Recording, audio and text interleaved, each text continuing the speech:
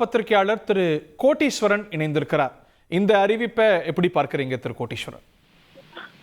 நெறியாளருக்கும் நேயர்களுக்கும் வணக்கம். பிரசாந்த் கிஷோர் அவர்கள் மைண்ட் கேம் விளையாட ஆரம்பிச்சிட்டாரு. கிட்டத்தட்ட இது எப்படின்னு பாத்தீங்கன்னா, இதுவே ஒரு பிராண்டிங் ஸ்ட்ராட்டஜி. அதாவது அவர் ஒரு பணத்திற்காக சேவை செய்யக்கூடிய ஒரு வியாபாரத்தை பண்ணி கொண்டிருக்கிறார் அரசியல்ல. அவரோட அந்த அந்த அக்ரிமெண்ட் பிரகாரம் என்னன்னா, விஜய் அவர்களோட பிராண்டை உயர்த்தணும். விஜய் அவர்களுக்கு தனிப்பட்ட செல்வாக்கு இருக்கு. விஜயால தனியா களத்தை காண முடியும். விஜயால முதல்வர் வேட்பாளர் ஒண்டியில முதல்வராகவே ஆக முடியும் அப்படின்றதுதான் அவருக்கு கொடுக்கப்பட்டிருக்கிற அந்த கான்ட்ராக்டோ அந்த வேலை செய்யக்கூடிய அந்த ஜாப் டிஸ்கிரிப்ஷன். அந்த வேலைக்கு இப்பொழுது அவர் புள்ளியார் சொல்லி போட்டிருக்காரு. இது என்னன்னா, பொதுவா நீங்க யோசிச்சு பாருங்க. இப்ப தமிழகத்துல கடந்த காலத்துல அம்மையார் ஜெயலலிதா பார்த்திருக்கோம், கலைஞர் கருணாநிதி அவர்கள் பார்த்திருக்கோம்.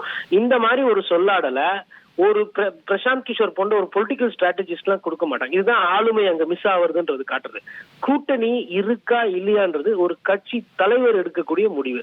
அந்த தலைவர் எப்படி எடுப்பாங்கன்னா, மூத்த நிர்வாகிகள், முன்னோடிகள், மாவட்ட செயலர்கள் இல்ல சட்டமன்ற உறுப்பினர்களை வைத்து எடுப்பாங்க. விஜய் அவர்களுக்கு சட்டமன்ற உறுப்பினர்கள் இல்ல. ஆனா ஒரு ஸ்ட்ராட்டஜிஸ்ட், அதாவது ஒரு மாதம் 10 நாளைக்கு முன்னாடி தான் வராரு. அவர் இது இந்த வியூகத்தை சொல்றாரு அப்படின்னா, இது இட்ஸ் a பொலிட்டிக்கல் பிளான்ட். அதாவது விஜய் அவர்களோட பொலிட்டிக்கல் கிராஃபை ஏத்துறதுக்கு பிரசாந்த் கிஷோர் வேலையை ஆரம்பித்து விட்டாரு. இப்ப கூட்டணி இல்ல, தனித்துதான் போறார் அப்படின் போது என்னன்னா, விஜய பத்தின அந்த அந்த கிராஃப் இருக்கு இல்லைங்களா, அந்த மக்கள் கிட்ட இருக்கக்கூடிய அந்த செல்வாக்காகட்டும், அந்த தொண்டர்கள் கிட்ட, ஃபேன்ஸ் கிட்ட ஒரு எழுச்சியை உருவாக்க பாக்குறாங்க. இந்த எழுச்சி வெற்றி தருமா இல்ல அது தோல்வியில போகுமா அப்படின்றது பிந்தைய காலத்துலதான் தெரியும். ஆனா இதுல இருந்து ஒரு விஷயம் ரொம்ப கிளியரா தெரியுது. என்னன்னா, விஜய் அவர்கள் பிரசாந்த் கிஷோருக்கு அதிக அளவு இடம் கொடுத்திருக்கிறார். இது ஃபர்ஸ்ட் நம்ம பார்க்க வேண்டியது. ரெண்டாவது இந்த அரித்மெட்டிக், இந்த கணக்கெல்லாம் இன்னைக்கு பிரசாந்த் கிஷோர் சொல்லுவாரு, நாளைக்கு விஜய் ஜெயித்தாலும் தோத்தாலும் பிரசாந்த் கிஷோர் அவர் வேலையை பார்க்க போயிடுவார். பிரசாந்த் கிஷோர் அவர்கள் ஒரு வியாபார ரீதியான ஒரு ஒப்பந்தம்.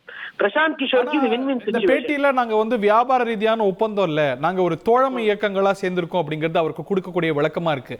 அதை தாண்டி இந்த பேட்டியிலேயே அவர் சொல்றார், இந்த விரிவான பேட்டியில இன்னும் கூட விரிவான விளக்கங்கள் இருக்கு. இந்த நிலை, தனித்து போட்டிங்கிற நிலை தற்போதைக்கு மாறாது, குறைஞ்சபட்சம் டிசம்பர்ல நாங்க கூடுதலா நேரம் செலவழிக்க வரைக்கும் மாறாது அப்படிங்கிறார். அதுல கண்டிஷன்ஸ் அப்ளைங்கிற மாதிரி அதுல ஒரு அக்கன்னா இருக்கிறதா நீங்க பாக்குறீங்களா? கண்டிஷன்ஸ் கண்டிப்பா அப்ளை ஆகுங்க. அரசியல நிரந்தர எதிரியும் இல்ல, நிரந்தர நண்பர்களும் கிடையாது. இப்ப நாளைக்கு எந்தெந்த ஈக்குவேஷன் எப்படி மாறும்னு தெரியாது. காலையில அறிவாலயத்துக்கு பூங்கொத்து கொடுக்க வரேன்னு சொல்லிட்டு போயஸ் கார்டன் போயிருக்காங்க.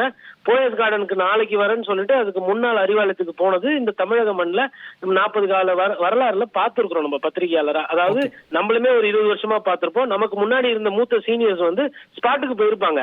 அங்க போய் பார்த்தா அந்த அரசியல் ஆளுமை அங்க அந்த ஸ்பாட்ல இல்லாம வேற இடம் போயிடும். பழம் நழுவி பால்ல விழுதா இல்ல விழாம போதாலாம் கூட பாத்துருக்கோம் சமீபத்துல. இதுவும் கூட மாறக்கூடிய ஒன்று தான் நீங்க இது பிளான்ட், இது பொலிட்டிக்கல் பிளான்ட். விஜய் அவர்களோட கிராஃபை ஏத்துறதுக்கு வேண்டி பிரசாந்த் கிஷோர் அவர்கள் அவரோட சிந்தித்து இது ஒரு நல்ல முடிவு தான். பிரசாந்த் கிஷோர் இந்த மாதிரி சொல்லிக்கிட்டே இருப்பாரு, தனித்து போட்டி. இதுல பிரசாந்த் கிஷோருக்கு வின்-வின் சிச்சுவேஷன். ஒருவேளை விஜய் தனித்து நின்று அதிகமான மார்ஜின் ஓட் ஷேர் வாங்கினா கூட தேசிய அளவுல என்ன சொன்னாங்கன்னா, புது கட்சி 15% வாக்கு வாங்கினாங்க, 20% வாக்கு வாங்கினாங்க, 2 சட்டமன்ற உறுப்பினர்கள் கூட சொல்லிட்டு பிரசாந்த் கிஷோருக்கு வெற்றியாது. பட் விஜய்க்கு அது வெற்றியா தோல்வியான்றது அந்த கட்சிக்கு தான் அது தெரியும். இது அரித்மெட்டிக் அப்படின்றது ப்ரூவன் ஃபார்முலா பாலிடிக்ஸ்ல. ஒரு சில நேரத்துல மைனஸ் இன்டு மைனஸ் ஒர்க் ஆகும், ஒரு சில நேரத்துல அது ஒர்க் ஆகாது. அது மாதிரி அந்த அரித்மெட்டிக்கே அவர் என்னன்றாரு, அவரோட பிரச்சாரத்துக்கு வேண்டி அது ஃபெயிலியர் ஆகலாம், வரலாம், நடக்காம போலான்னு சொல்லிட்டு ஒரு வியூகத்தை அமைக்கிற வேலையை பிரசாந்த் கிஷோர் இப்ப ஆரம்பிச்சார். அவரோட வேலையை அவர் நோக்கி போறாரு. அதற்கு பின்னாடி நிறைய திட்டம் இருக்கு, நிறைய பொலிட்டிக்கல் பிளான் இருக்குன்றத நான் ஒரு பத்திரிகையாளரா பாக்குறேன். செய்திகளை உடனுக்குடன் தெரிந்து கொள்ள உடனே சப்ஸ்கிரைப் பண்ணுங்க.